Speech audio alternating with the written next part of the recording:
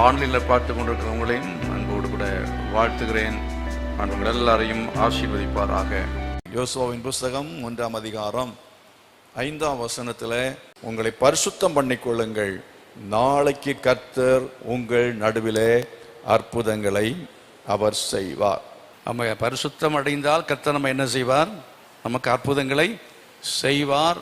ஏன் கர்த்தர் யோசுவாவோடு பரிசுத்தம் பண்ணிக்கொள்ளுங்கள் என்று சொன்னார் அப்படிங்கிற விளக்கத்தை கடந்த வாரத்தில் கூட நான் சொன்னேன். ஏன் அப்படின்றால், சித்தீமிலே அவர்கள் இருந்தார்கள். இப்போ சித்தீமிலே இருக்கும் பொழுது சித்தீமிலேயே இருந்து விட்டார்கள். தி ஸ்டேட் இன் சித்தீம். சித்தீம்ங்கிறது ஒரு இடத்துடைய பெயர்.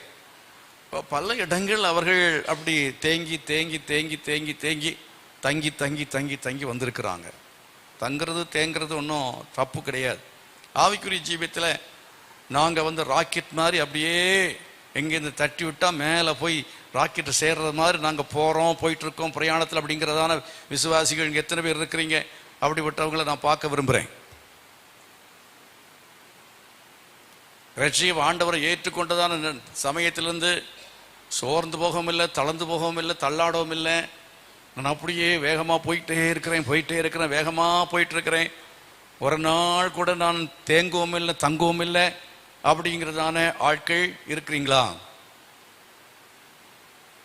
ஒருத்தருமே இல்லை, நானும் இல்லை. அது யார் அப்படி இருக்கிறது? கொஞ்சம் கஷ்டம்தான். நான் அப்படி இருந்தால் நல்லா தான் இருக்கும். ஆனால் அப்படி அது கிறிஸ்தவ வாழ்க்கை அல்ல. That's not the Christian life. Holiness, பரிசுத்த வாழ்வு என்று சொல்லும் பொழுது என்ன அப்படின்னு கேட்டிங்கன்னா, அதாவது ஒவ்வொரு இடங்களிலே நமக்கு ஒரு இளைப்பாறுதல் நமக்கு தேவைப்படுகிறது. ஒரு இளைப்பாறுதல் நமக்கு தேவைப்படுகிறது. அது இளைப்பாறுதலாக இருக்க வேண்டுமே தவிர, அது அங்கே தங்கி இருக்கிறதான வேளையில் நாம் என்ன செய்யணும்னா, கர்த்தருக்கு காத்திருக்கிறவர்கள் பொதுபலன் அடைந்து கழுகளை போல செட்டையில் எடுத்து என்ன செய்வார்கள்? பறந்து எழும்புவார்கள். ஓடினாலும் இளைப்படைய மாட்டார்கள், நடந்தாலும் சோர்ந்து போக மாட்டார்கள் என்று சொல்லப்பட்டிருக்கிறது. கரங்களை வைத்து கர்த்தர் மகிமைப்படுத்தும். ஹல்லேலூயா. அதனால இந்த ஆங்காங்கே தங்கி இருப்பது அப்படிங்கிறத பற்றி நான் பேசுகிறேன். ஓடினாலும் இளைப்படைய மாட்டார், நடந்தாலும் சோர்ந்து போக மாட்டார்கள். கர்த்தரு காத்திருக்க புதுபலன் அடைந்து கழுகளை போல செட்டில் எடுத்து என்ன செய்வார்கள்? உயர எழும்புவார்கள், பறப்பார்கள். கர்த்தருக்கு ஸ்தோத்திரம். அல்லேலூயா. இந்த நாட்களில் நம்ம இங்கிருந்து சென்னைக்கு, இன்னைக்கும் அப்படித்தான், சென்னைக்கு போனால் குறைந்தபட்சம் நமக்கு இப்போல்லாம் 6.5 மணி நேரம், குறைந்தபட்சம் 6 மணி நேரமாவது வேணும், இல்லை 5 மணி நேரமாவது ஆகும். இதுக்கு முன்னால் கன்னியாகுமரி டு நாகர்கோயிலிருந்து மெட்ராஸுக்கு வரணுன்னா 14 and 16 hours கூட ஆகும். 16 மணி நேரம் ஆகும். பழைய திருவள்ளுவர் பஸ்ஸில் பிரயாணம் பண்ணி இருக்கிறேன். அதாவது ராஜமணியுடைய அண்ணன் ஆதாந்தரைன்னு ஒருத்தர் இருந்தார். அவர் சொல்லுவார், விரைவு வண்டி அல்ல, அது விறகு வண்டின்னு சொல்லுவார். அந்த காலத்தில் அந்த திருவள்ளுவர் பஸ்ஸில் ஏறி பிரயாணம் பண்ணுகிறத பற்றி சொல்லும்போது, விறகு வண்டியிலே பிரயாணம் பண்ணி வந்தேன் அப்படின்னு சொல்லுவார். தடத்தடன்னு அடிச்சுக்கிட்டே வரும். ஆகவே போகாது, அழுத்தினா போகாது. அது வேற கொஞ்சம் கூட ஸ்பீடாக போனால் எல்லாம் கலந்து விழுந்துடும். பாட்டு என்ன செஞ்சிடும்? விழுந்துடும். அதனால் பக்குவமாக பார்த்தவர் என்ன செய்வார்? குழியில் விடாமல் பார்த்து ஓடணும். இங்கே திருப்பினா அங்கே போகும், அங்கே திருப்பினா இங்கே திரும்பும். ஆக்சிலேட்டர் கொடுத்தா அது கொடுக்க முடியாது. அப்படி இப்படி நிறைய அதில் பிரச்சனைகள். அதை மாதிரி சில வண்டியெல்லாம் ரொம்ப ரிப்பேர் ஆகிட்டே இருக்குது. சோத்திரம். அந்த ரிப்பேர் ஆகிற வண்டிகளை அப்பப்போ பற்றையில் கொண்டு விடுகிறதுக்கு பேர் தான் தேக்கம். Praise the lord. தங்குறது. Praise the lord. அல்லேலூயா. இஸ்ரவேல் ஜனங்கள் எகிப்திலே ஆண்டவர்களை 400 வருஷம் வைத்ததற்கான காரணம் என்னங்கிறத கடந்த வாரத்தில் நான் அதை பேசும்பொழுது ஒரு 7 குறிப்பு நான் சொன்னேன். 7 குறிப்புகள் நான் சொன்னேன். அதை திருப்பி நான் அதை ரிப்பீட் பண்ணல. ஆண்டவர் காரணம் இல்லாமல் நமக்கு அன்றியுடைய தீர்மானத்தின்படி அழைக்கப்பட்டுள்ளா எவ்விடத்தில் அன்புகளுக்கு சகலமும் நன்மைக்கு ஏதுவாகவே நடக்கிறது. ஆபிரகாம் கர்த்தரை நேசித்தவன், கர்த்தருடைய சிநேகிதன் என்று அறியப்பட்டவன், ஆண்டவர் மேல் அன்பையே வைத்திருந்தவன். ஆண்டவர் அவனை நேசித்தார். அப்படி என்றால் அவனுடைய சந்ததிக்கு ஏன் இப்படி நடக்க வேணும்? கர்த்தர் நமக்கோ நம்முடைய சந்ததிக்கோ கர்த்தர் அனுப்புகிற உபத்திரவங்களானாலும் பாடுகளானாலும் ஆண்டவர் ஒரு இடத்துல நம்ம வைத்து என்ன செய்கிறார்னு சொன்னால், கர்த்தர் உருவாக்குவதற்கு, நம்முடைய சந்ததியை உருவாக்குவதற்கு, அல்லாட்ட நம்மை உருவாக்குவதற்கு அவர் காலங்களை தீர்மானிக்கிறார். கர்த்தர் மகிமைப்படுது. ஹல்லேலூயா. ஏன் அப்படிங்கிறத கேள்வியை நம்ம கேட்டால் ஒருவேளை அந்த நேரத்தில் பதில் அவர் தரவே மாட்டார். ஆண்டவரே, ஏன் என்னை கைவிட்டீர்? நான் கதறி சொல்லும் வார்த்தை கேட்காமல் இருக்கிறீரே என்றெல்லாம் நம்ம புலம்புவோம். ஆனால் பேசவே மாட்டார். அவர் தாவீது சொல்றான், ஏன் பேசாமல் இருக்கிறீர், ஏன் மௌனமாக இருக்கிறீர்? ஆகவே இந்த டேஸ் ஆஃப் சைலன்ஸ், ஆண்டவருடைய அமைதியாக இருக்கிற ஒரு காலம். கர்த்தர் அமைதியாக இருப்பார், பேசாமல் இருப்பார். ஆண்டவர் இயேசு சிலுவையிலே தொங்கும் பொழுது கர்த்தர் அங்கே இறங்கி வந்து எதையுமே செய்யவில்லை. God permitted. ஆண்டவர் அதை என்ன செய்தார்? அனுமதித்தார் என்று சொல்லி பார்க்கிறோம். தேவன் அனுமதித்துதான் அவர் சிலுவையிலே தொங்கினார். அதே போல தான் இஸ்ரவேல் ஜனங்கள் தேவனால் அனுமதிக்கப்பட்டுதான் அங்கே எகிப்திலே அவர்கள் என்ன செய்தார்கள்? பாடுகளை அனுபவித்துக் கொண்டிருந்தார்கள். 400 வருஷ காலம். எத்தனை சந்ததி? மேபி 3-4 ஜெனரேஷன்ஸ் அங்கே என்ன செஞ்சிருக்கிறாங்க? அங்கே இருந்திருக்கிறாங்க. அப்படி இருக்கும் பொழுது அவங்க ஆபிரகாமுடைய ஜீனா இருந்தாலும், ஆபிரகாம், ஈசாக்கு, யாக்கோபுடைய ஜீனை விட இந்த ஜீன் ரொம்ப ஸ்ட்ராங் ஆயிடுச்சு. Praise the lord. ஹல்லேலூயா. அதான் சொன்னேன், கடின உழைப்பை கற்றுக் கொடுக்க, சோம்பேறித்தனம் இல்லாததெல்லாம் அவங்களுடைய ஜீன்ல வரணும். மன உறுதியை உள்ளவர்களாய் மாற்றுவதற்கு, இப்படி எல்லாவற்றுக்காக தான் கர்த்தர் அந்த அந்த அக்கினி சூளைக்குள்ளே கர்த்தர் அவளை என்ன செய்தார்? வழி நடத்தினார் என்பதை நாம் அறிந்து கொள்ள வேண்டும். கர்த்தர் சும்மா எதையுமே செய்ய மாட்டார். ஒரு பெரிய ஜாதியாய், ஒரு பலத்த ஜாதியாய் மாற வேண்டும் என்று சொன்னால் கர்த்தர் அதுக்கு ஏற்றபடியாய் அவளை உருவாக்க வேண்டியது அவசியமாக இருந்தது. அப்படி அர்த்தம் என்ன? அவர்களை கர்த்தர் பயன்படுத்த வேண்டும் என்று விரும்பினார். உங்களையும் என்னையும் பயன்படுத்த வேண்டும் என்று விரும்புவார் என்றால் அவர் அக்கினி சூளைக்குள்ளே அவர் என்ன செய்வார்? வைத்து நம்மை வேக வைப்பார். செங்கல் சூளை பார்த்துருக்கீங்களா? செங்கல் சூளைக்குள்ளால அந்த செங்கலை சுட்டு என்ன செய்வாங்க? செங்கலை சுடு அதை உண்டு பண்ணி அதை வைப்பார்கள். இந்த அச்சில் வார்த்து அதை அப்படியே அதை உள்ளுக்கு வைப்பாங்க. அது உள்ளால வைக்கவில்லை என்றால் சுடாத கல் அது ஸ்ட்ராங்காக இருக்கவே இருக்காது. உங்களுக்கு கட்டடம் கட்டுவதற்கு சுட்டக்கல் வேணுமா, சுடாத கல் வேணுமா? சுட்டக்கல் தானே வேணும். சுட்டக்கல் வேணும்னா கொஞ்சம் பொறுமையாக இருக்கணும். கத்திற்கு காத்திருக்கிறது மாதிரி செங்கலுக்கு காத்திருக்கணும். செங்கல் வேகிறது காத்திருக்கணும். சூளையில் நீங்கள் கேட்டோன்னு சொல்லுவான், சார் ரெடி பண்ணணும், வெந்துக்கிட்டு இருக்கு, அவசரப்படாதுங்க, வெந்திருக்கு, வேகட்டும், வெந்த பிறகு தரேன்னு சொல்லுவார். அது வரை காத்திருக்கணும். இல்லைப்பா எனக்கு உடனே வேணும், நீ பாதியிலே வெந்ததை கொடுன்னா கட்டடம் ஸ்ட்ராங்காக இருக்கவே இருக்காது. 400 வருஷம் அது வேகிறதுக்கு உரிய காலத்தை கர்த்தர் அந்த சந்ததிக்கு வச்சிருந்தார். கர்த்தர் மகிமைப்படுத்தும். ஹல்லேலூயா. ஒரு சந்ததியை உருவாக்குவதற்கு ஆண்டவர் என்ன செய்தார் என்றால், அவர்களுக்கு ஒரு கால அவகாசம் புடமிடுவதற்கு, அவர்களை உபத்திரவத்தின் குகைக்குள்ளே அவர்களை அனுப்பி அவங்களை உறுதியாக்கத்தக்கதாக, வலிமையாக்கத்தக்கதாக ஆண்டவர் தீர்மானித்தார். கரங்களை வைத்து ஆண்டவர் மகிமைப்படுத்தும். ஹல்லேலூயா.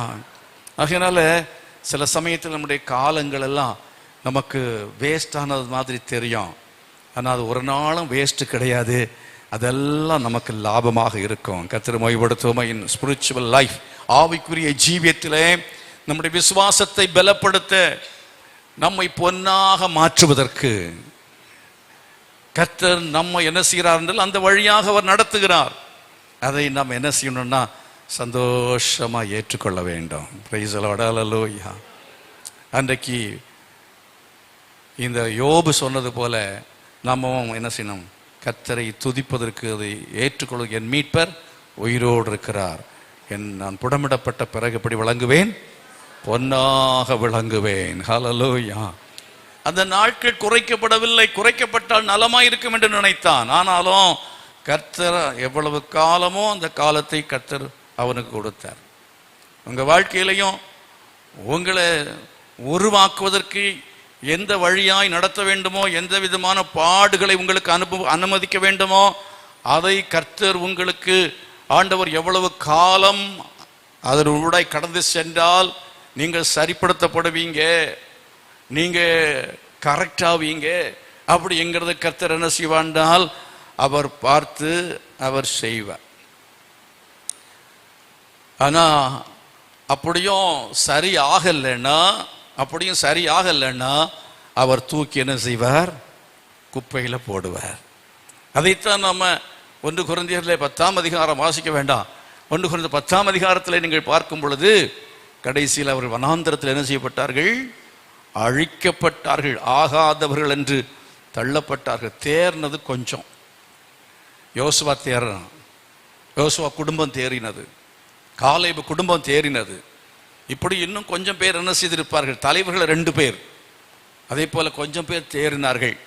மீதி ஒருவரும் கானானுக்குள் பிரவேசிப்பதற்கு தகுதி பெறவில்லை என்று சொல்லி பார்க்கிறோம். ஆகவே முதலாவது ஆண்டவர் உங்களை தகுதிப்படுத்தி பரலோகத்தில் கொண்டு போய் சேர்க்க வேண்டும். நீங்க பரலோகத்துக்கு போக வேண்டும் என்று சொன்னால் ஆண்டவர் இங்கே உங்களை ஒரு சுகமான வாழ்க்கையை தந்து, நீங்க ஒரு சுகபோகமாய் வாழ்ந்து கொண்டு உலகத்தையும் அனுபவித்து, உலகத்தின் உல்லாசங்களை அனுபவித்து, நீங்க ஆண்டவரையும் ஒரு பக்கத்தில் நான் சேவிக்கிறேன் என்று சொல்லி வாழ்ந்தால் நிச்சயமா பரலோகத்துக்கு போய் சேர முடியாது, பக்குவப்படவே முடியாது. கர்த்தர் உங்களை பக்குவப்படுத்துவதற்காக என்ன செய்ய வேண்டியிருக்கிறது என்றால் கடினமான பாதை வழியாக அவர் நடத்தத்தான் வேண்டும். எத்தனை பேர் ஒப்பு கொடுக்க விரும்புறீங்க?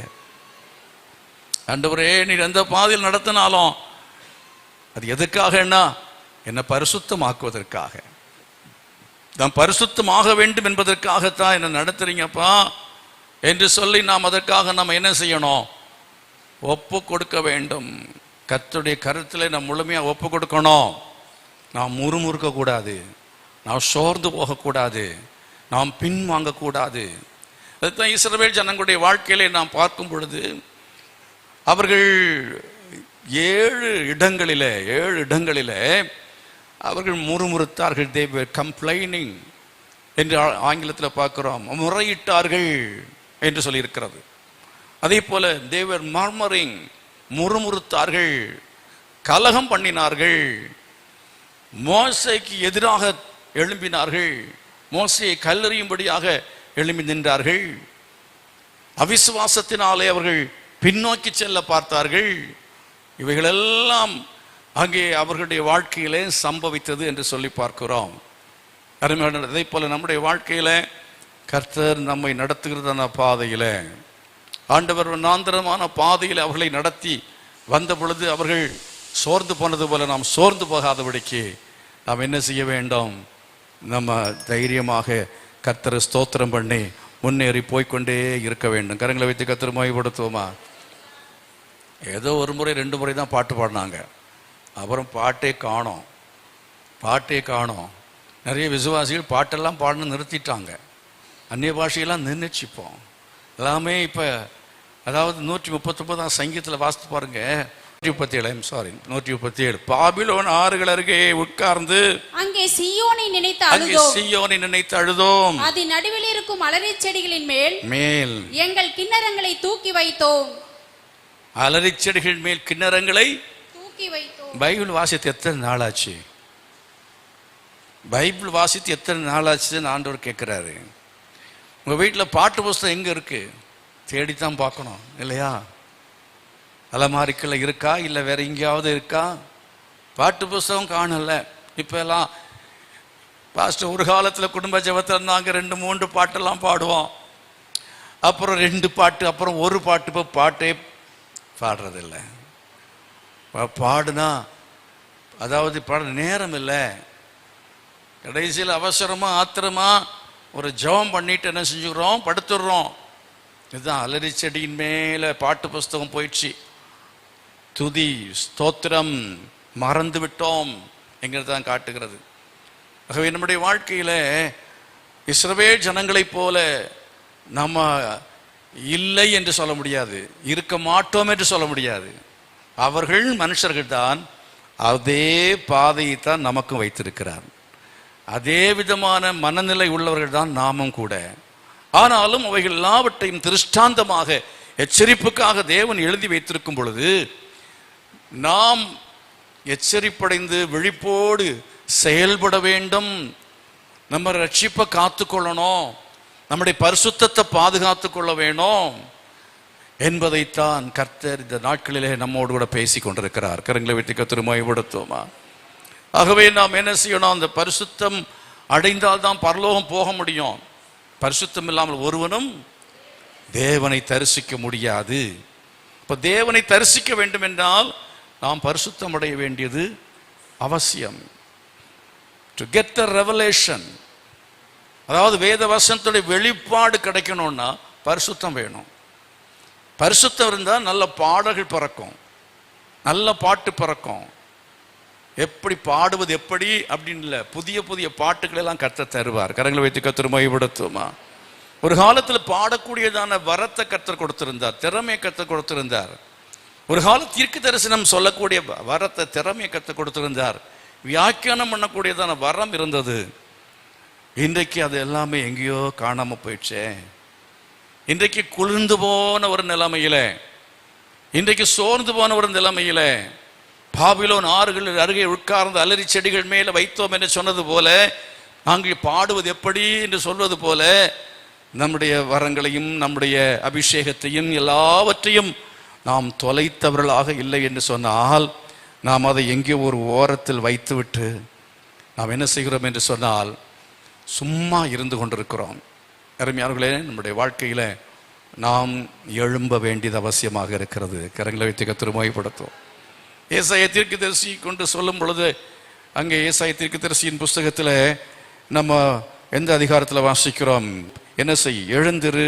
52வது அதிகாரம் 52. எழும்பு எழும்பு சீயோனே, உன் வல்லமையை தரித்துக்கொள். பரிசுத்த நகரமாக எருசலேமே, உன் அலங்கார வஸ்திரங்களை உடுத்திக்கொள். விருத்த சேதனம் இல்லாதவனும் அசுத்தனம் இனி உன்னிடத்தில் வருவதில்லை. தூசியை உதறிவிட்டு என்ன செய், எழுந்திரு என்று சொல்லுகிறார். ஆகவே நம்ம எழுந்திருக்க வேண்டிய காலம் வந்திருக்கிறது. எழுந்திருக்க வேண்டிய காலம் வந்திருக்கிறது. எப்பவுமே ஒர்க் ஷாப்பில் இருந்தால் எப்படி? ஒர்க் ஷாப்பில் கொஞ்ச நாள் ஆண்டவர் வச்சிருப்பார். உன் கட்டுகளை அவிழ்த்து விடு. எகிப்தின் கட்டுகளை கர்த்தர் அவிழ்த்து விடும்படியாய் மோசை அனுப்பினார். கர்த்தர் மகிமைப்படுத்தும். ஹல்லேலூயா. ஆகவே ஆண்டவர் என்ன செய்வார்? தீர்க்கதரிசியின் மூலமாக, தேவனுடைய வார்த்தையின் மூலமாக, தேவன் ஒரு செய்தியின் மூலமாக, கர்த்தர் ஏதோ ஒரு ஊழியக்காரன் மூலமாக ஆண்டவர் உங்களை என்ன செய்வார் என்று சொன்னால், அவர் அவிழ்த்து விடுகிற தேவனாக இருக்கிறார். அவ்வப்போது பிசாசு உங்களை ஆங்காங்க கட்டி வைத்து விடுவான். எங்க கட்டப்படுகிறோம் அப்படின்னா, நம்ம எப்பவுமே 2 வழியில தான் மாட்டிக்கிடுவோம். 2 வழி சந்தியில தான் அந்த கழுதை என்ன செய்தது? கட்டப்பட்டது என்று சொல்லி பார்க்கிறோம். இருமனம் உள்ளவன் தன் வழிகளிலெல்லாம் நிலையற்றவனாக இருக்கிறான். அப்ப சில சமயத்துல நம்ம என்ன செய்வது? இந்த 2 வழியில இங்க போகிறதா இங்க போகிறதா, தேவ சித்தத்தை செய்கிறதா சுய சித்தத்தை செய்கிறதா என்கிற குழப்பம் வருகிறது. இடுக்கமான வழியாய் பிரவேசிப்பதா அல்லது விசாலமான வழியாய் பிரவேசிப்பதா என்கிற ஒரு குழப்பம் என்ன செய்கிறது? வருகிறது. 2 சம்பந்தம் வந்திருக்கு பொண்ணுக்கு. இதை எடுக்கிறதா இதை எடுக்கிறதா? இது சுத்த பெந்தேகோஸ்து, அது சுத்தமாக நான் பெண்டிகாஸ்டல் அப்படின்னு 2ன்னு வச்சுக்கிங்க. இது பார்த்தா என்னென்னா சம்பளம் கொஞ்சம் குறைவு தான், கொஞ்சம் ஆளும் கலர் கொஞ்சம் கம்மி தான், பார்க்குறதுக்கு கொஞ்சம் சுமாராக தான் இருக்குது. இதை பார்த்தா அது சூப்பர், நல்ல வாட்டர் சாட்டம் பையன் இருக்கான், சம்பளம் நல்லா இருக்குது. ஆனால் ஒன்லி திங் அவன் ரட்சிக்கப்படலை. அதை என்ன பண்ணிக்கலாம்? ஒரு காம்ப்ரமைஸ். அவனை நம்ம கொண்டு வந்து ரட்சிப்புக்குள்ளே கொண்டு வந்துடலாம், அவனை ரட்சிக்க வச்சிடலாம். நம்ம ஒருத்தர் ரட்சிக்க வைக்க முடியாது. கர்த்தர் தான் ரட்சிக்கிறவ. அது அப்படின்னால நம்ம வாங்கும் போதே என்ன செய்யணும்னு சொன்னால், பசுவை வாங்க போகிறவங்க பசுவை வாங்கணும், இல்லை கழுதையை வாங்கிட்டு வந்துடக்கூடாது. கழுதை என்ன செய்யணும், பசுவை மாற்றிக்கிறேன்னா ஒரு நாளும் கழுதை பசுவை மாறவே மாறாது. நான் சொல்கிறத புரிஞ்சுக்கிறீங்க. ஆனால் ரெண்டு வழியில் நிற்கும் பொழுது தான் நம்ம குழப்பமே வருது. என்ன பண்ணுறது, என்ன செய்கிறது? யாருக்கு அந்த ஒரு மனம் இருக்கோ, அந்த லக்கை நோக்கி நான் ஓடுகிறேன் நான் ஓடுகிறேன் அப்படின்ட்டு அந்த பாட்டுக்காரன் பாடுறார் பாருங்க, பவுலப்போஸ்தலன் சொல்றார் பாருங்க. அது மாதிரி நம்ம ஓட முடியாமல் நம்முடைய ஓட்டம் தடைபடுவதற்கு காரணம் என்ன?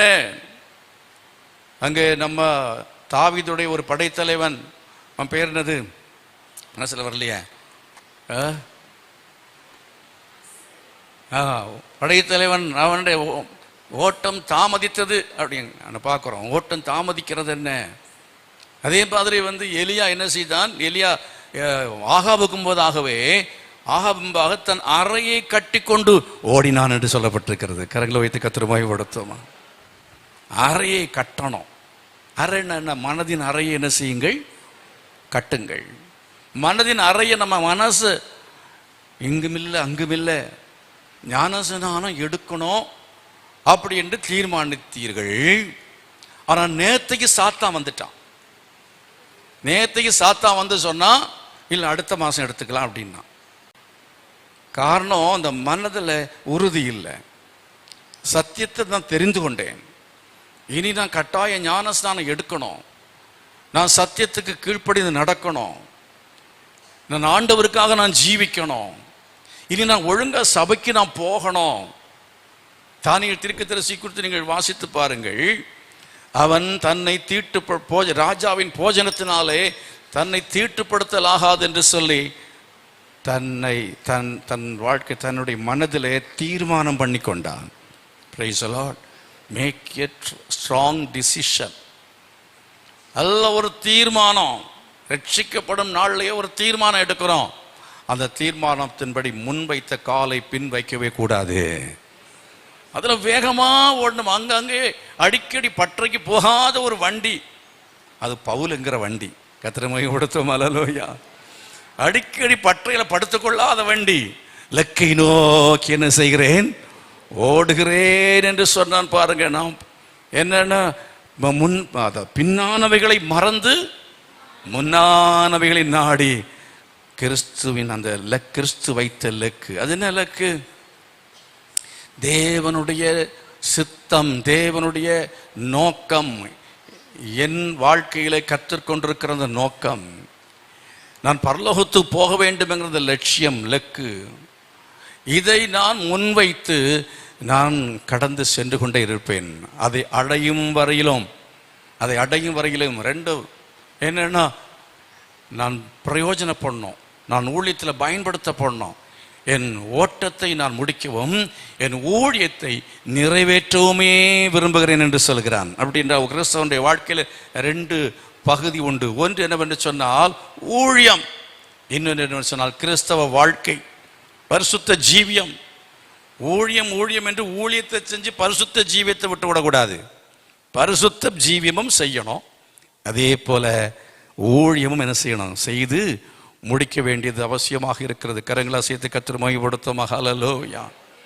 ஆகிய அவ்விதமாக ஓட்டத்தை ஓடிக்கொண்டே இருந்தவன் தான் அப்போஸ்தலனாகிய பவுல். அவன் என்ன செய்தான்? பின்னானவைகளை மறந்தான். பின்னானவைகளை அவன் மறந்து முன்னானவைகளை நோக்கி அவன் ஓடிக்கொண்டே இருந்தான். கரங்களை வைத்து கர்த்தரை மகிமைப்படுத்துவோமா? பின்னானவைகள் மறக்க வேண்டிய நிறைய உண்டு, மறக்க வேண்டிய நிறைய காரியங்கள் உண்டு. யாராவது துரோகம் பண்ணியிருப்பாங்க, மறந்துருங்க. உங்க வாழ்க்கையில் தோல்வி வந்திருக்கும், மறந்துருங்க. கவலைப்பட வேண்டிய காரியங்கள் இருக்கும், அதை மறக்க வேண்டிய பல காரியங்கள் உண்டு. அவைகளை நாம் மறக்க வேண்டிய சிந்தையில் அதையே வச்சிட்டு நம்ம உட்கார்ந்துருந்தோம்னா ஜெபம் பண்ண முடிய மாட்டேங்குதே, பைபிள் வாசிக்க முடியலையே, ஊழியம் செய்ய முடியலையே. நம்ம என்ன செய்கிறோம்? அப்படியே தேங்கி விடுகிறோம், அப்படியே நாம் முடங்கி விடுகிறோம்.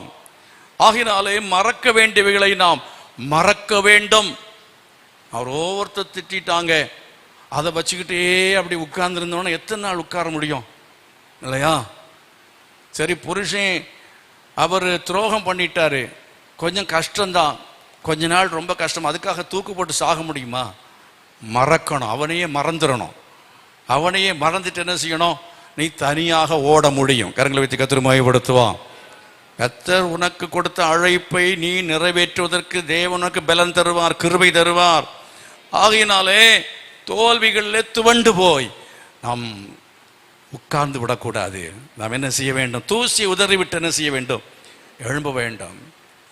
2 வழியில், இருவழி சந்தியில் அங்கே கட்டப்பட்ட கழுதையை போல கட்டப்பட்டு கிடக்கிற அனுபவத்துக்குள்ளே நாம் இருப்போம் என்றால் நிச்சயமாக நம்ம சென்றடைய வேண்டிய எருசலேமுக்கு உள்ள போகவே முடியாது.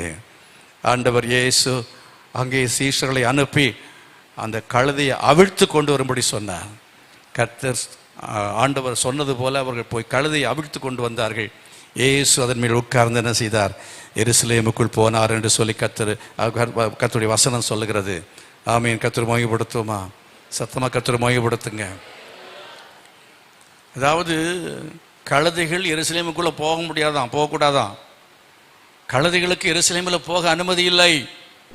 இயேசு இருந்தபடினால அந்த கழுதை உள்ளாலே அனுமதிக்கப்பட்டது. கரங்களை உயர்த்தி கர்த்தரை மகிமைப்படுது. அல்லேலூயா. நம்ம எல்லாம் கழுதைங்க. அப்படிப்பட்டதான அந்த கழுதைகள் எல்லாம் அங்கே போக முடியாது. ஆனால் இயேசு நம்ம மேலே இருப்பார் என்றால் நிச்சயமாகவே கழுதை நடக்க முடியும். ஆமேன். நம்ம பாரத்தையும் எல்லா பாவத்தையும் பாரத்தையும் தள்ளிவிட்டு இயேசுவுக்கு அடுத்தவைகளை சுமக்க வேண்டும். ஊழியத்துக்கு அடுத்த பாரத்தை சுமக்க வேண்டும். அப்படி நம்ம சுமந்து கொண்ட ரெஸ்பான்சிபிலிட்டி, சர்ச்சுடைய நம்ம ஒரு ரெஸ்பான்சிபிலிட்டி எடுக்கணும், ஊழியத்தில் ஒரு ரெஸ்பான்சிபிலிட்டி எடுக்கணும். அவ்விதமாக அந்த காரியங்களை, சுமைகளை சுமந்து கொண்டு, கர்த்தருக்காக சுமை சுமந்து கொண்டு நாம் என்ன செய்ய வேண்டும்? முன்னேறி நடந்து போய்கொண்டே இருக்க வேண்டும். சத்தமாக கர்த்தரை மகிமைப்படுத்த. ஹல்லேலூயா. சில கழுதைகள்லாம் வேகமாக ஓடி எங்கேயாவது போய் நின்றுக்கணும். ரொம்ப வேகமாக ஓடாதுங்க. இதே 45 நாள் உபவாசம் அப்படின்னு 45 நாள் உபவாசம், அதுக்கு பிறகு உபவாசமே இல்லை. இப்படி பல காரியங்கள் என்னன்னா நம்ம என்னென்ன மிஞ்சி ஓடுகிறோம். நீ மிஞ்சின நீதிமானாயிராதே, மிஞ்சின நீதிமானாயிராதே.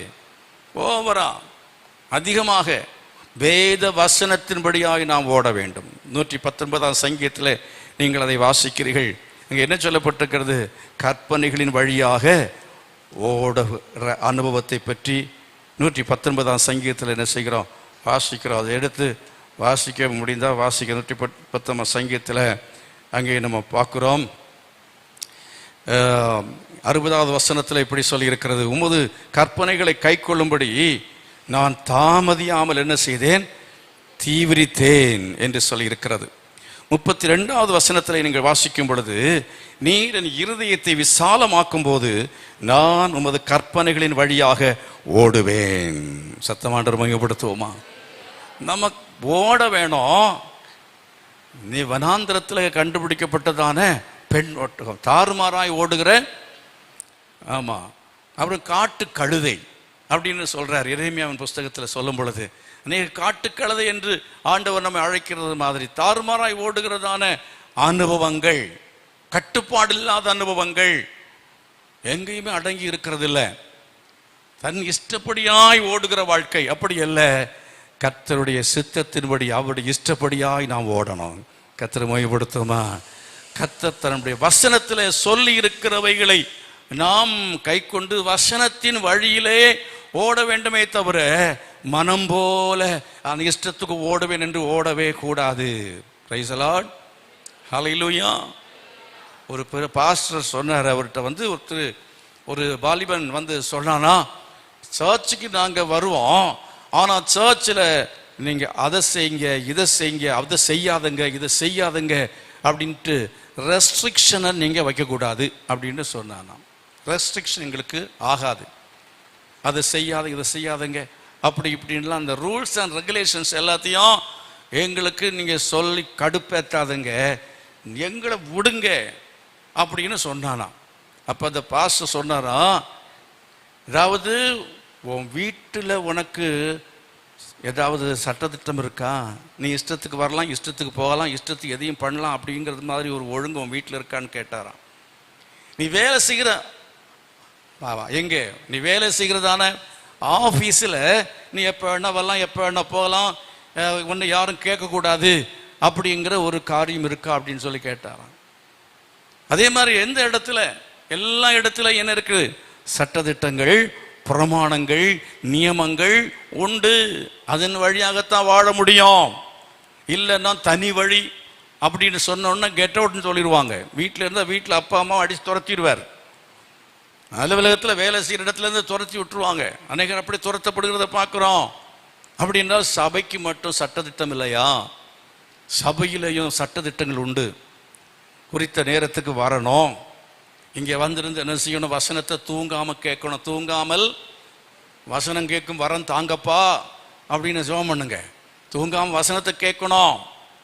பைபிள் கொண்டு வரணும். ஆராதனை வேளையில் நல்லா நம்ம கர்த்தரை என்ன செய்யணும்? ஆராதனை செய்ய வேண்டும். நம்ம பிரசங்க நேரத்தில் மொபைல் பார்த்துட்டு இருக்கக்கூடாது, தூங்கக்கூடாது மட்டும் இல்லை. நீங்கள் தான் மொபைல் பார்க்கக்கூடாதுன்னு சொல்லிட்டீங்கன்னா ஆனால் நான் தூங்குறேன்னு தூங்கக்கூடாது. ஆகவே தெய்வ சமூகத்தில் வந்திருக்கிற நாம என்ன அப்படின்னு சொல்லும்போது நீங்கள் வேறு எங்கே போனாலும் தூங்கலாம், ஒன்றும் கேட்க மாட்டாங்க. சில இடங்களில் போனால், சினிமா தேட்டரில் போனீங்கன்னா அங்கே அந்த சட்டத்திட்டம் கிடையவே கிடையாது. நீங்கள் அங்கே சில சட்டத்திட்டம் உண்டு, ஆனால் சினிமா தேட்டரில் தூங்கக்கூடாது. தூங்குறவங்கெல்லாம் தட்டி எழுப்பணும். யாராவது சொல்லுவாங்களா? நீ காசு கொடுத்து உள்ளுக்கு போயிட்டேன்னா நீ தூங்கினா என்ன நீ தூங்கிட்டு கடைசியில் அங்கேயே உட்கார்ந்தா கடைசியில் அவர் ஏப்பா எல்லாரும் போயிட்டாங்கப்பா, சினிமா முடிஞ்சு போச்சு, எலும்பு அப்படின்னு என்ன செய்வாங்க? எழுப்பி அனுப்புவாங்க. நான் சபையில் தூங்கக்கூடாது. அதுக்கு பைபிளில் ஒரு வசனம் இருக்கு. ஐத்திகு அப்படின்னு சொல்லி ஒருத்தன் என்ன செஞ்சானா? பிரசங்கம் கேட்கும்போது தூங்குனானா. அவன் தூங்கும் பொழுது அவன் கீழே விழுந்து மரித்து போனான் அப்படின்னு சொல்லப்பட்டு. அப்படின்னு அர்த்தம் என்னன்னா, யார் தூங்குவாங்க அப்படின்னா அவன் ஜன்னல் அருகே உட்கார்ந்து இருக்கிறவன். ஜன்னல் உட்கார்ந்து வேடிக்கை பார்க்கலாம். வேடிக்கை கான்சென்ட்ரேட் பண்ணாதவன், தேவனுடைய வார்த்தை வசனத்தில் கவனம் செலுத்தாதவன், ஜன்னல் அருகே உட்கார்ந்து இருக்கிறவன், சபையின் ஓரத்தில் இருக்கிறவன், எப்போ ஒரு முறை வர்றது, லேட்டா வர்றது, ஆராதனையில் சரியா வந்து ஆராதிக்காட்டா பிரசங்கம் கேட்க முடியாது, கான்சன்ட்ரேஷன் வராது. வசனத்தை ஒழுங்கா படித்து நீங்க வசனத்தில் அறிவுள்ளவர்களாய் வரவில்லை என்றால் பிரசங்க நேரத்தில் உங்களுக்கு தூக்கம் வரும். ஓரத்தில் உட்கார்ந்து இருக்கிறதான ஆட்கள். அதனால என்ன நடந்தது தெரியுமா? அவன் கீழே விழுந்து செத்தான். அர்த்தம் என்ன? ஆவிக்குரிய ஜீவியத்தில் மரணம் உண்டாகும். நம்ம ஜெபத்தில் தூக்கம் வருகிறது என்றால், நம்ம செய்தி நேரத்தில் தூக்கம் வருகிறது என்றால் நாம் என்ன செய்யணும்? பட்டறைக்கு வண்டியை கொண்டு போகணும். கர்த்தருக்கு ஸ்தோத்திரம். ஆமாம், ஒர்க் ஷாப்புக்கு என்ன செய்யணும்? கொண்டு போக வேண்டும். நான் சொன்ன மாதிரி ஒர்க் ஷாப்லையே கடப்பில் போட்டுறாதுங்க, துருப்பிடிச்சு போயிடும். நிறைய வண்டியில் துருப்பிடிச்சு போச்சு. இப்போ என்ன மாற்றினாலும் ஒன்றுமே ஆகாது. இங்கே ஒரு ஃப்ரிட்ஜ் இருக்குது, 1985 வாங்கினது. எனக்கு வாங்கல, எங்களுக்கு நாங்கள் வாங்கினது. எங்களுக்கு ஒருத்தர் காசு கொடுத்தாங்க, நாங்கள் வாங்கினோம். நல்ல சூப்பரானது. ஆனால் 85 நல்லா ஓடிட்டு இருந்துச்சு. அதில் இந்த ஸ்டெபிளைசர் அப்படிங்கிறது வேலை செய்யலன்ட்டு கலத்தி வச்சுருந்தாங்க. ஏதோ ஒரு புண்ணியவானோ புண்ணியவதியோ நேரம் எடுத்து சொருவிட்டாங்க. அது ஃபுல்லாகவே எல்லாம் எரிஞ்சு போச்சு. இப்போது ஆளை கொண்டு டெக்னீஷியனை கொண்டு வந்து அதை சரி பண்ணுறதுக்காக கேட்டால் அதெல்லாம் வேலைக்கு ஆகாது, கம்ப்ளீட்டாக போயிடுச்சு அப்படின்னா. அப்போ அது என்ன பண்ண தெரியாமல் தடுமாறி இடத்த அடைச்சிட்டு உட்கார்ந்துருக்குது. இதை தூக்கி ரோட்டில் போட முடியுமா? இது யார்கிட்ட கொடுக்கறது? என்ன பண்ணுற? யாருக்கும் வேண்டாம். இதை மாதிரி தான் சிலதெல்லாம் இடத்த அடைச்சிட்டு உட்கார்ந்துருக்கு. ரொம்ப நாள் ஆச்சு ரிப்பேர் ஆகி, இப்போ துருப்பிடிச்சு போய் உட்கார்ந்துருக்கு. இப்போ எந்த பிரசங்கியார் என்ன பண்ணாலும், எந்த டெக்னீஷியனாலும் ஒன்றும் பண்ண முடியலை. என்னதான் பண்ணி பார்த்தாலும் சரி பண்ணவே முடியவில்லை. நான் விசுவாசிக்கிறேன், அதை ரிப்பேர் பண்ண முடியாது. உங்களை என்னை ரிப்பேர் பண்ணுவதற்கு ஒரு ஆவியானவர் இருக்கிறார். எத்தனை விசுவாசிக்கிறீங்க? ஹல்லேலூயா. கரங்களை உயர்த்தி ஆண்டவரே, ஆவியானவரே என்னை சரிப்படுத்துங்க அப்படின்னு சொல்லி கேளுங்க. என்னை சரிப்படுத்துங்கப்பா, என்னை சரிப்படுத்துங்கன்னு சொல்லி கேளுங்க. ஆவியானவர் நம்மை சரிப்படுத்துவார். ரிப்பேராக இருக்கிறது சரிப்படுத்துதுன்னு சொல்லும்போது எல்லாத்தையும் கலத்தி போட்டு ரிப்பேர் பண்ணணுமா, இல்லை சும்மாவே சிம்பிளாக சரி பண்ணணுமா? கலத்தி போடுறதுக்கு இடம் கொடுத்துறாதுங்க. கர்த்தருக்கு ஸ்தோத்திரம். கலத்திடுவார், ரொம்ப பிரச்சனை ஆகிடும். ஆஸ்பத்திரியில் கட்டில் கடையாக்கிட்டாருன்னா ரொம்ப கஷ்டமாகிடும். அதனால அங்கே போகிறது மாதிரி வச்சுக்கிடக்கூடாது. 6 மாதம் 1 வருஷம் நம்ம படுக்கையில் போட்டு நம்ம கஷ்டப்படுத்தி அப்புறம்தான் நம்ம சரிப்படுத்தணும், நம்ம கரெக்ஷன் பண்ணணும்னு நினைக்கக்கூடாது. நம்ம இப்போ சரியாக இருக்கிறோம் இல்லையா, துரு பிடிக்கிறதுக்கு முன்னால் உள்ளுக்குள்ளதெல்லாம் அப்படி ஒவ்வொரு பாட்டாக உடஞ்சி விடுறதுக்கு முன்னால் இப்போவே நம்ம என்ன செய்யணும்? சரியாகிடணும். அதுக்கு என்ன செய்யணும்? தேவனுடைய வசனத்துக்கு நம்மை ஒப்பு கொடுக்க வேண்டும். எத்தனை பேர் தேவனுடைய வசனத்துக்கு ஒப்பு கொடுக்க விரும்புகிறீங்க? ஆண்டவரே, உம்முடைய வசனத்துக்கு என் வாழ்க்கையை ஒப்பு கொடுக்கிறேன். மாத்திரம் இல்லை, வசனத்துக்கு ஒப்பு கொடுத்ததுனால ஒன்றும் சரியாகாது. வசனத்தின்படி வாழும்படியான பலன் சக்தி நமக்கு கிடையாது. வசனத்தின்படியான வாழத்தக்கதான பலன சக்தி யாருக்காவது இருக்கிறதா? வாசிக்கலாம், கேட்கலாம், கேட்டுட்டு போகிறீங்க. வாசித்து எவ்வளோ வாசித்து விட்டோம், ஆனாலும் வாழ்க்கையில் பரிசுத்தம் வரவில்லை. ஆனாலும் நம்முடைய வாழ்க்கை இன்னும் சரியாகவில்லை. இன்னும் குழப்பமும் இன்னும் பலவிதமான நிலைமையில நம்ம மோசமான நிலைமையில தான் இருந்து கொண்டிருக்கிறோம். அப்படி என்றால் இந்த வசனத்தை கை கொள்ள வேண்டும் என்றால் இந்த வசனத்தை எழுதினவர், இல்லாவிட்டால் எல்லாவற்றுக்கும் காரணமாக ஒரு வல்லமையான அந்த பரிசுத்த ஆவியானவர், அவருடைய அபிஷேகம் நமக்குள்ள வந்தாதான் இந்த வசனத்தை நம்ம கை கொள்ள முடியும். கரங்களை வைத்து கர்த்தரை மகிமைப்படுத்தால் அல்லேலூயா. வசனம் நம்ம பரிசுத்தப்படுத்தும் சொல்லி நாம் சும்மா போயிட முடியாது. வசனம் நம்மை பரிசுத்தப்படுத்த வேண்டும் என்றால் என்ன செய்ய வேணும்? உன் தேவனாய் கர்த்தர் சத்தத்தை கவனமாய் கேட்கணும், கவனமாக வாசிக்கணும், கவனமாக கேட்கணும். அதெல்லாம் நம்ம செய்யணும்.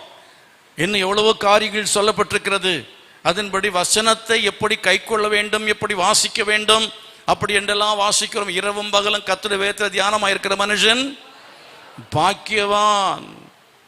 ஒரு விஷயம் உங்களுக்கு தெரியலை அப்படின்னா, வசனத்தை வாசித்து புரியலைன்னா நீங்க விடவே கூடாது. ராத்திரி தூங்கவே கூடாது. அதான் அர்த்தம். ராத்திரி தூங்கவே கூடாது. இந்த வசனத்தை வாசித்து ஆனால் அது புரியலையே அப்படின்னு சொல்லி ராத்திரி எல்லாம் படுத்துக்கிட்டு உட்காந்து யோசிங்க, இல்லை எழும்பின உட்காந்து யோசிங்க. அப்புறம் போய் உட்காந்து என்ன செய்யுங்க, தூக்கம் வரவில்லை என்றால் வேத புத்தகத்தை எடுத்து அதை வாசித்து கமெண்ட்ரி எடுத்து பாருங்க, அதை பாருங்க, இதை பாருங்க, ஆண்டவர்கிட்ட கேளுங்க, ஆண்டவரே இது அர்த்தம் எனக்கு புரியல, என்னோட பேசும் அப்படின்னு கேட்டா ஆவியானவர் உங்களுக்கு அவர் உணர்த்துவார். ஆமென். வசனத்தை ஞாபகப்படுத்துவார், வசனத்தின் வெளிச்சத்தை தருவார், வெளிப்பாட்டை தருவார். வெளிச்சம் இல்லாமல் நடக்கவே முடியாது. இஸ்ரவேல் ஜனங்களை ஆண்டவர் வழி நடத்தும் பொழுது அக்கினி ஸ்தம்பம் மேக ஸ்தம்பம் ரெண்டும் அவர்களுக்கு ஆண்டவரால் கொடுக்கப்பட்டது.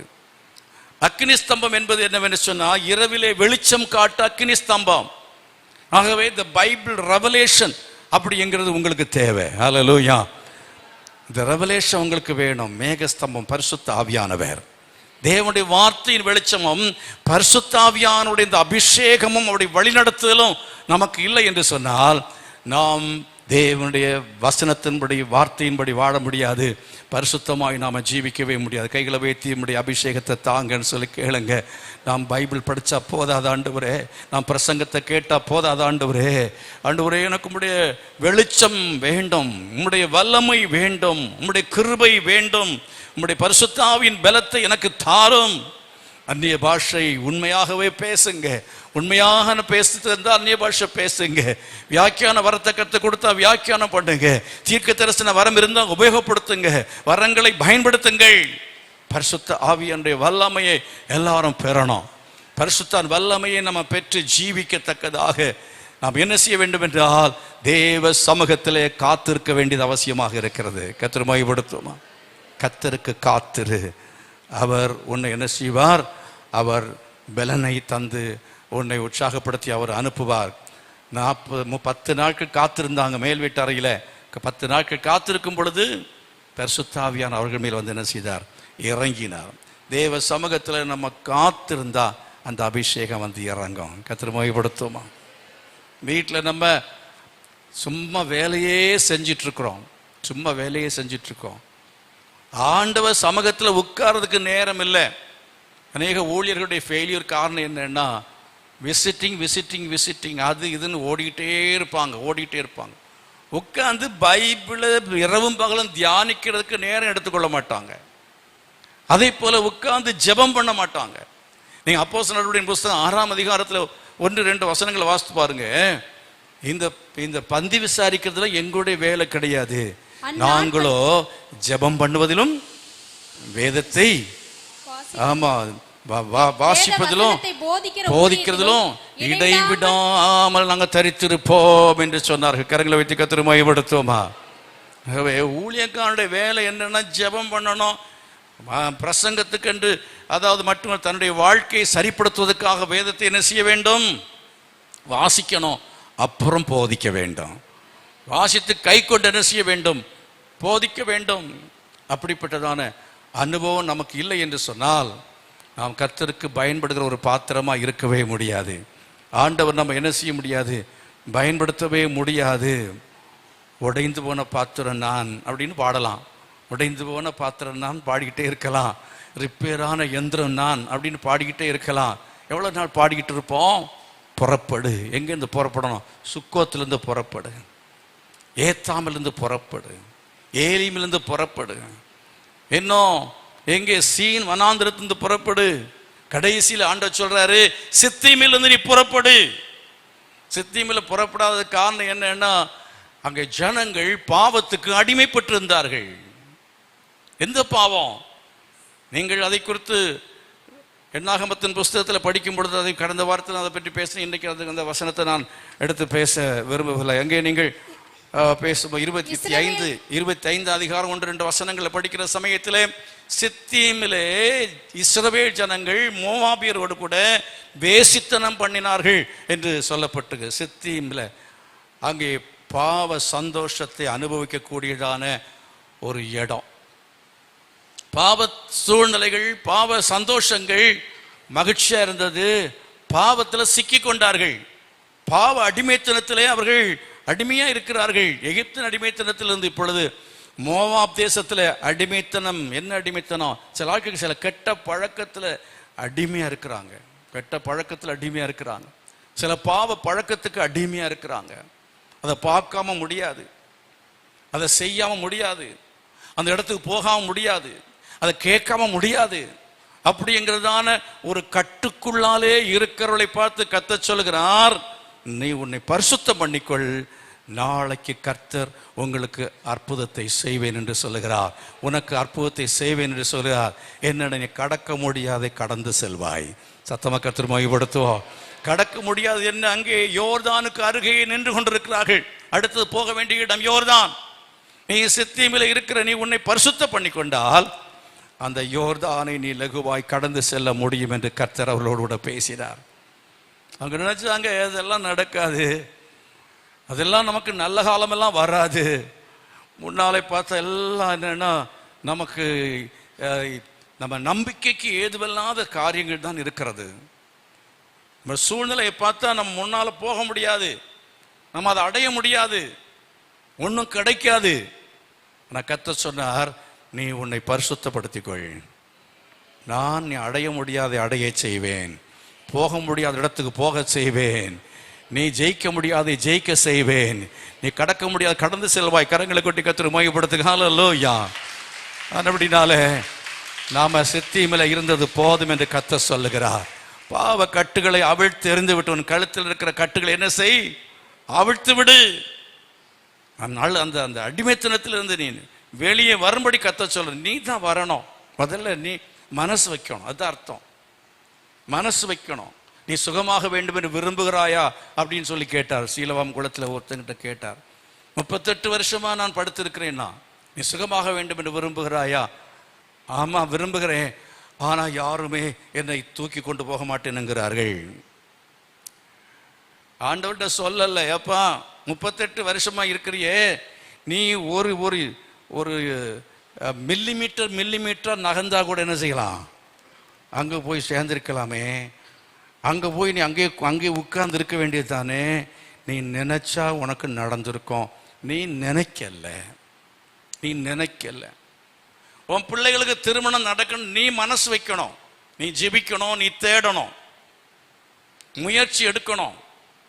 அதே போல வேலை கிடைக்கணும்னா அதுக்காக என்ன செய்யணும்? நகரணும், போகணும், போய் தட்ட வேண்டும். தட்டுங்கள் என்ன செய்யப்படும்?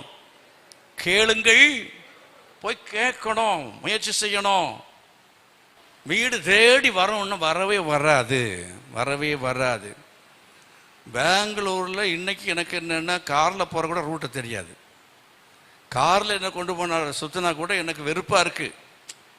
சீக்கிரமாக பறக்கிறதுக்கு வழியை பாருப்பா, இது ரொம்ப டிராஃபிக்காக இருக்குது, போக மாட்டேங்குது, மணிக்கூர் 1 மணிக்கூர் 2 மணிக்கூர். ஆனால் அந்த பெங்களூர் எல்லாம் சைக்கிளில் சுற்றி இருக்கிறேன், வேலைக்காக சுற்றி இருக்கிறேன். வேலை கிடைக்காம ஊருக்கு போகிறது பேச்சே கிடையாது. வேலை எடுத்தே தீர்வேன். வைராக்கியத்தில் டோர் டு டோர் ஆஃபீஸுகளை தேடி கொடுத்து, அது இந்த மாதிரி வேலை கிடைச்சா தான் நான் செய்வேன். எனக்கு கலெக்டர் வேலை கிடைச்சா தான் செய்வேன். சிலருக்கு அவங்க உயரமே தெரியாது, எவ்வளோன்னு தெரியாது. முன்னாள் அரசியல் தலைவர் ஒருத்தர் சொன்னார் இல்லையா, என் உயரம் எனக்கு தெரியும்னாரா. பிரைம் மினிஸ்டர் ஆகிறதுக்கு யாரோ சொன்னாங்களா, அவர் சொன்னாரா, என் உயரம் எனக்கு தெரியும்ப்பா, நான் சிஎம்முக்கு தான் தகுதி அப்படின்ற மாதிரி. சில ஆட்கள் தங்களுக்கு மேலே எதிர்பார்த்துட்டு இருக்கிறாங்க. அது வரும்.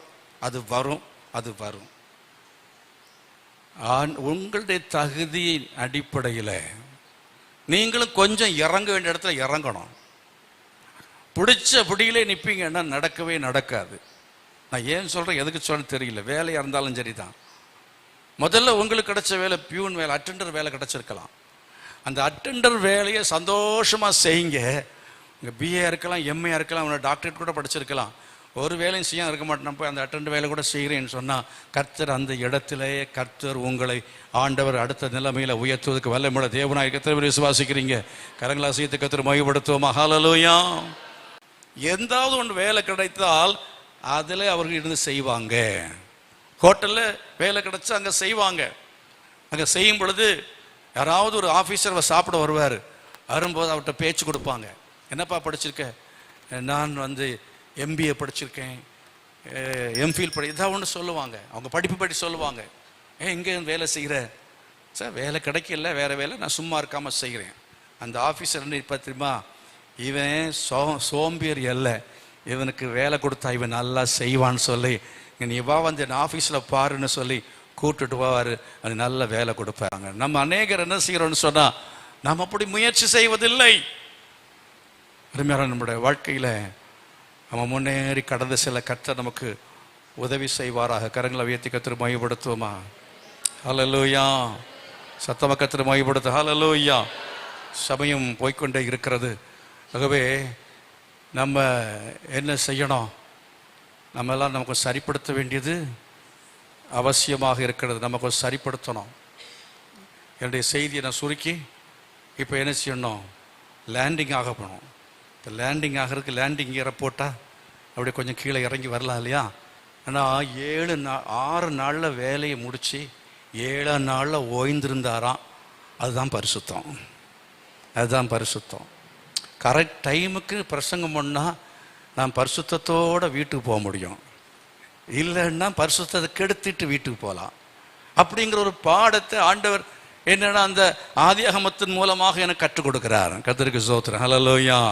பாஸ்டர்ஸாக இருந்தாலும் சரி, ஸ்கூல் வாத்தியாராக இருந்தாலும் சரி, யாராக இருந்தாலும் சரி, கிடைச்சதான் 45 நிமிஷம் தான் கேட்கறதுக்கு ஆட்களுடைய கான்சன்ட்ரேஷன் இருக்குமா. அதனால தான் வகுப்பு 45 நிமிஷம் வச்சுருக்காங்க. அதுக்கு மேலே பேசுறது தாங்க பேசிடலாம். அதுக்கு பிறகு உங்களுடைய கவனம் எங்கே செஞ்சிடும்? எங்கே போயிடும். ஏன்னா 45 நிமிஷத்தில் என்னெல்லாம் பேச முடியுமோ எல்லாத்தையும் பேசி, இன்னைக்கு இவ்வளவுதான் பேச முடியும், இன்னைக்கு இவ்வளவுதான் பேசி ஒரு பார்ட்டை ரிப்பேர் பண்ணிடணும், அவ்வளோதான். அடுத்த பார்ட்டை அடுத்தவர் ரிப்பேர் பண்ணிக்கிறேன். முழுசும் சில டைம் ரிப்பேர் சரியாகாது. அதனால் உங்களை சரிப்படுத்துறதுக்கு என்னென்னா சில சமயத்தில் நாள் ஆகலாம், சமயங்கள் அதிகமாக ஆகலாம். பரிசுத்த ஆவியானவர் நம்மை சரிப்படுத்துகிறதுக்காக எத்தனை பேர் ஒப்பு கொடுக்க விரும்புகிறீங்க? ஆவியானவரே, உம்முடைய கரங்களை என்னை ஒப்பு கொடுக்கிறேன், நீர் என்னை சரிப்படுத்துவீராக, நீர் என்னை சரிப்படுத்துவீராக. நான் ஆண்டவரே, நான் மனசு வைக்கிறேன், நான் இந்த இடத்த விட்டு புறப்படணும்னு மனசு வைக்கிறேன், என்னை சரிப்படுத்தணும்னு மனசு வைக்கிறேன். சில ஆட்கள் நினைக்கிறாங்கன்னா நான் சரியாக தான் இருக்கிறேன்னு நினைக்கிறாங்க. இல்லை, நம்ம எல்லாம் எந்தெந்த ஏரியாவில் எல்லாம் நம்ம சரியாக வேண்டும் என்பதை பரிசுத்த ஆவியானவர் நமக்கு போதிப்பாராக. நான் உனக்கு போதித்து நீ நடக்க வேண்டிய வழி உனக்கு காட்டுவேன், உன்மேலன் கண் வைத்து உனக்கு என்ன செய்வேன். எங்கெல்லாம் ரிப்பேரு, எனக்கு எங்கெல்லாம் பிரச்சனைங்கிறத கர்த்தர் தான் காட்ட வேண்டும், கர்த்தர் நமக்கு காண்பித்து தர வேண்டும். ஆண்டவரே, என்னை நீர் ஆராய்ந்து அறியும் என்று சொல்லி தேவ சமூகத்தில் கேட்கணும். தேவ சமூகத்தில் உட்கார்ந்து நம்ம காத்திருக்கிறேன் என்று சொல்லி நம்ம சமயத்தை வீணாக்கி கொண்டிருக்க கூடாது. தேவ சமூகத்தில் நம்ம காத்திருந்து நம்மை ஆராய்ந்து பார்க்க வேண்டும், சுய பரிசோதனை செய்ய வேணும். என்னில் என்ன தவறு இருக்கிறது, எந்த ஏரியாவில் பிரச்சனை, அப்படிங்கிறத நம்ம பார்க்கும் பொழுது நம்மை சரிப்படுத்தி கொள்ள முடியும். நாம் சரிப்படுத்தும் பொழுது நாம் மறுபடியும் இயங்க ஆரம்பிப்போம், மறுபடியும் ஓட ஆரம்பிப்போம். சுக்கோத்திலேயே இருக்கக்கூடாதுன்னு சொன்னேன், ஏலிமிலே இருக்கக்கூடாதுன்னு சொன்னேன், சித்தீமிலே இருக்கக்கூடாது. நாம் கானானுக்குள் கடந்து செல்ல வேண்டியவர்கள். கர்த்தர் மகிமைப்படுதால் அல்லேலூயா. பரலோகத்துக்கு போகும்படி கர்த்தரால் அழைக்கப்பட்டவர்களாய் நாம் இருக்கிறோம். எபேசியர் நிருபத்தில் 4ஆம் அதிகாரம் 1ஆம் வசனத்தை வாசிக்கும் பொழுது அங்கே என்ன சொல்லப்பட்டது வாசித்து பாருங்க. ஆதலால் கர்த்தர் நிமித்தம் கட்டுண்டவனாகிய நான் உங்களுக்கு சொல்லுகிற புத்தி என்னவெனில், நீங்கள் அழைக்கப்பட்ட அழைப்புக்கு பாத்திரவான்களாய் நடந்து வாக். என்ன செய்யணும்? அப்படியே உட்கார்ந்து இருக்க கூடாது. அஞ்சொன்ன ரிப்பேர் தேவைதான், கொஞ்ச நாள் தேவை. ஞானஸ்நானத்துக்குன்னு சொல்லி ஒரு 6 வருஷம் எங்க தேராது. அபிஷேகம் பெறதுக்கு 10 வருஷம், பற்றையில் 10 வருஷம் இருக்கு அந்த வண்டி. அது வண்டிக்கு அபிஷேகம் இல்லையா? ஆமா. இப்படி ஒவ்வொன்றுக்காகவும் நீங்க 5 வருஷம் 10 வருஷம் என்று தாமதித்தால் எப்படி ஓட முடியும்? உங்களுடைய ஓட்டம் தாமதமாகுங்கிற சமயத்திலே போய் சென்று அடைய வேண்டிய இலக்கை அடையவே முடியாது. கரங்களை வைத்து கர்த்தரை மகிமைப்படுத்துங்க. அல்லேலூயா. ஊழியம் செய்கிற ஆட்களுக்கு நான் சொல்லுவேன், பாஸ்டர்ஸ் சொல்லுவேன், யங்ஸ்டர்ஸ் வரும்போது சொல்லுவேன், நீ 40 வயதுக்குள்ளால எவ்வளவு உழைக்க முடியுமோ ஊழியத்தில் அவ்வளவு உழைக்கிறது தான் உழைப்பு. 40க்கு மேலே நரை, 50ல் அசதி, 60ல் ஆட்டம், 70ல் ஓட்டம், 70ல் தான் சிலருக்கு வெளிச்சம் வருது. என்னன்னா, இனி நான் என்ன செய்யணும்? ஆண்டவருக்குன்னு ஊழியம் செய்யணும், இனி நான் நல்லா சம்பாதிக்கணும், இனிமே நான் கல்யாணம் கட்டிக்கணும். சொன்னா கேட்காது. 70ல் சிலர் 45 50ல் சரி நான் எனக்கு கல்யாணம் பண்ணிக்கிறேன்னு சொல்ற ஆட்கள் தெரியும். அந்த மாதிரி கல்யாணம் கட்டின பாடு பிள்ளை பிறக்காது. இதெல்லாம் நினைச்சு பார்க்கணும். அதனால தாமதிக்கிறது என்ன?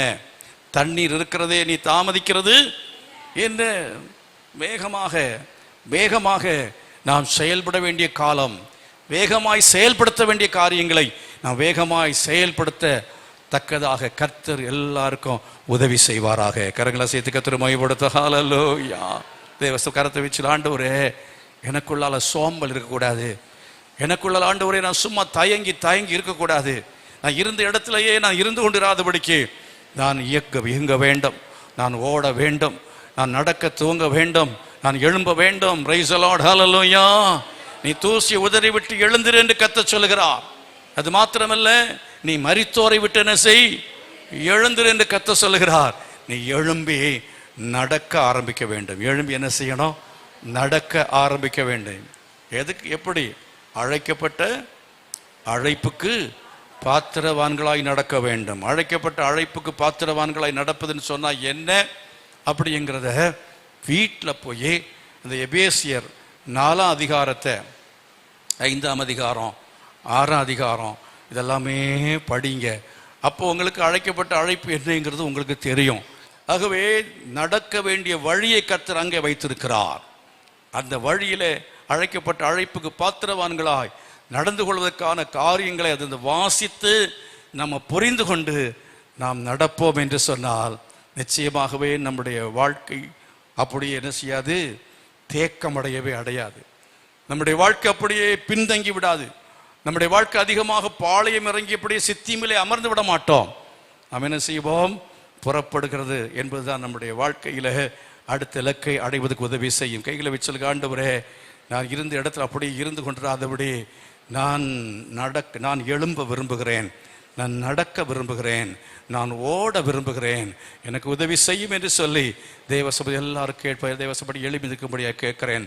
ஆண்டவரே, என் ஓட்டத்தை நான் முடிக்கணும், என் ஊழியத்தை நான் நிறைவேற்றணும், அசதியாய் நான் இருக்கக்கூடாது. ஆண்டவரே, உற்சாகமுள்ள ஆவி எனக்கு தருவீராக, உற்சாகமுள்ள ஆவி எனக்கு தருவீராக.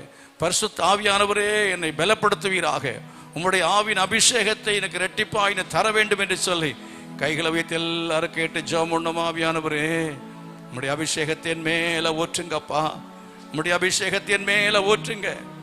ஆவியானவரே, என் மனதின் அறையை நான் கட்டத்தக்கதாக நீர் பலப்படுத்துவீராக. உறுதியான மனதை எனக்கு தருவீராக. தள்ளாடின கால்களை அகற்றுவீராக.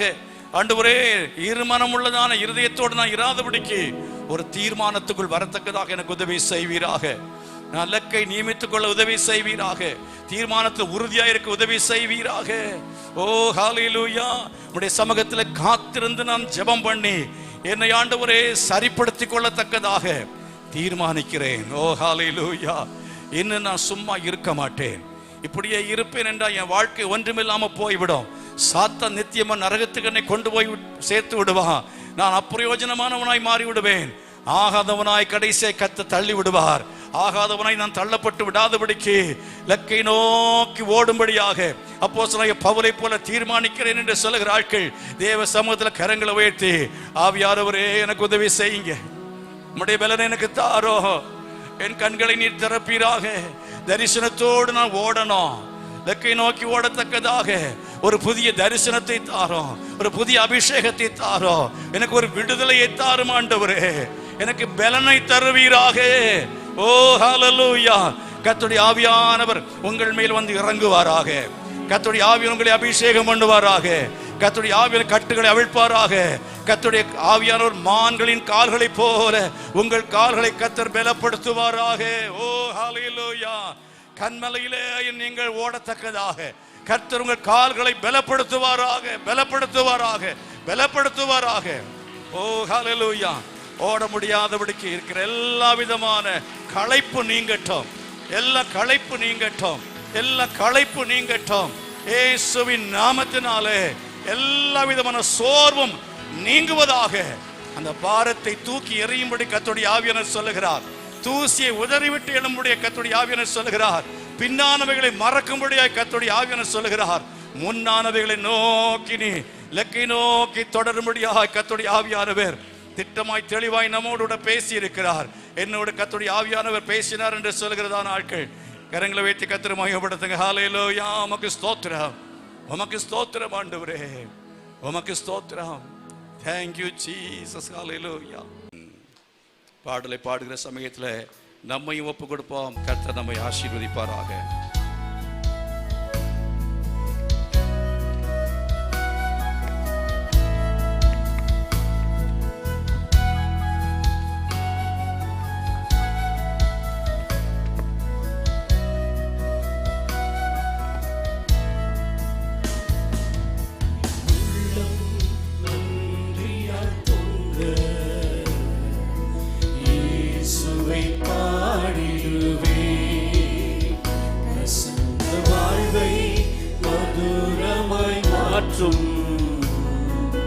இயேசுவை பாடிடுவே,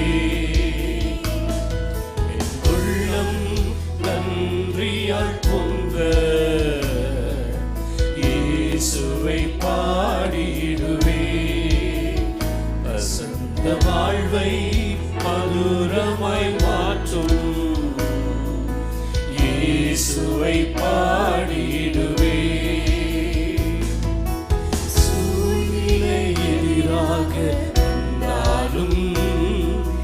காரியம் மாறுதலாய் முடிந்தாலும், வீனம் என் வாழ்வில் வந்தாலும், தோற்றிடுவேன் துடித்திடுவேன். உயர்த்திடுவேன் உயர்த்திடுவேன் இயேசுவை போற்றிடுவேன் துதித்திடுவேன் உயர்த்திடுவேன் இயேசுவை போற்றிடுவேன் துதித்திடுவேன் உயர்த்திடுவேன் இயேசுவை.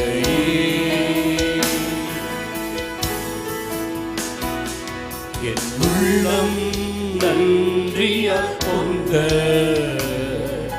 இயேசுவை பாடிடுவே. கசந்த வாழ்வை மதுரமாய் மாற்றும் இயேசுவை பாடிடுவே. என் உள்ளம் நன்றியால் பொங்க இயேசுவை பாடிடுவே. கசந்த வாழ்வை மதுரமாய் மாற்றும் இயேசுவை பாடிடுவே. நம்முடைய கர்த்தராய் இருக்கிற இயேசு கிறிஸ்துவின் கிருபையும் பிதாவாகிய தேவனுடைய அன்பும் பரிசுத்த ஆவியானுடைய அந்யோன்யமும் சமாதானம் பாதுகாவலும் நம் அனைவரோடும் சகல பரிசுத்தவான்களும் கூட இன்று வரைக்கும் நிலைத்திருப்பதாக ஆமென். செய்து சொல்லுவோம். என் ஆத்துமாவே கர்த்தரை ஸ்தோத்திரி, என் முழுமை பரிசுத்த நாமத்தை ஸ்தோத்திரி. என் ஆத்துமாவே கர்த்தரை ஸ்தோத்திரி, கர்த்தர் செய்த சகல உபகாரங்களை மறவாதே. ஆமென். God bless you. கர்த்தர் உங்கள் எல்லாரையும் ஆசீர்வதிப்பாரா.